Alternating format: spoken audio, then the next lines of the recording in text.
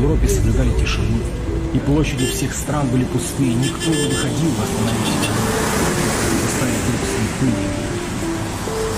А что же вы молчали все страны?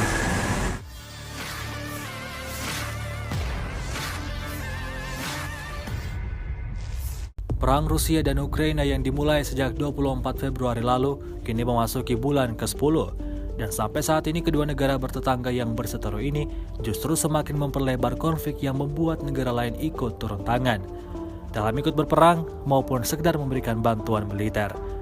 Baru-baru ini beredar sebuah rekaman konvoi bala bantuan peralatan militer Federasi Rusia ramai beredar di media sosial Telegram pada Rabu 2 November 2022. Dalam rekaman yang diabadikan oleh salah satu warga sekitar, sejumlah kendaraan militer dengan masing-masing senjata dan peralatan militer yang diangkutnya melintas jalan raya yang tidak disebutkan namanya itu.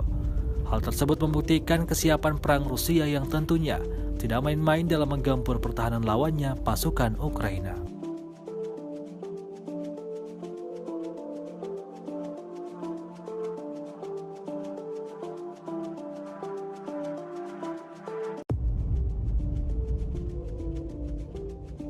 А почему молчали про Донбасс? Про смерть детей чего молчали? Тогда вам было не до нас.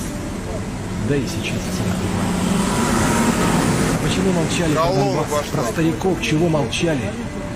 И про разбитый школьный класс вы в новостях не показали. В Европе соблюдали тишину, и площади всех стран были пустые, никто не выходил восстановить заставить друг слепые. А что же вы молчали все страны?